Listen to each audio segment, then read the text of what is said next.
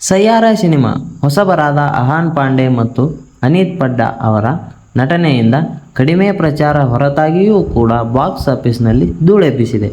ಕೋಟಿ ರೂಪಾಯಿ ಗಳಿಸಿದೆ. ಸ್ಟಾರ್ ಹೀರೋ ಸಿನಿಮಾ ನಿರ್ಮಾಪಕರುಗಳಿಗೆ ಮಾಡಲು ಹೆಚ್ಚು ಕಷ್ಟಪಡುತ್ತಿದ್ದಾರೆ.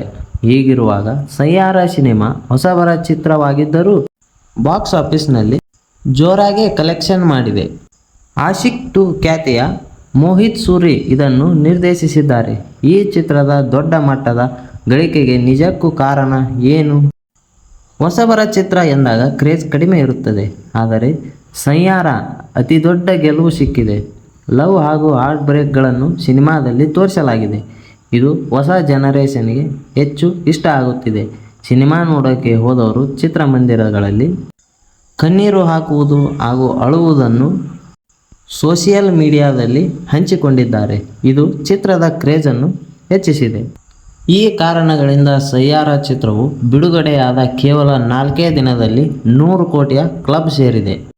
ವಾರದ ಮೊದಲ ದಿನ ಜುಲೈ 21 ಈ ಚಿತ್ರ ಬರೋಬ್ಬರಿ 22 ಕೋಟಿ ರೂಪಾಯಿ ಬಾಚಿಕೊಂಡಿದೆ.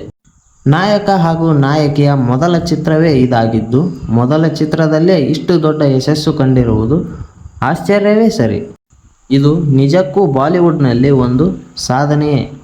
ಈ ಮಾಹಿತಿ ನಿಮಗೆ ಇಷ್ಟವಾಗಿದ್ದಲ್ಲಿ ಈ ವಿಡಿಯೋಗೆ ಒಂದು ಲೈಕ್ ಮಾಡಿ ಹಾಗೂ ನಮ್ಮ ಚಾನಲನ್ನು ಸಬ್ಸ್ಕ್ರೈಬ್ ಮಾಡಿ. ಧನ್ಯವಾದಗಳು.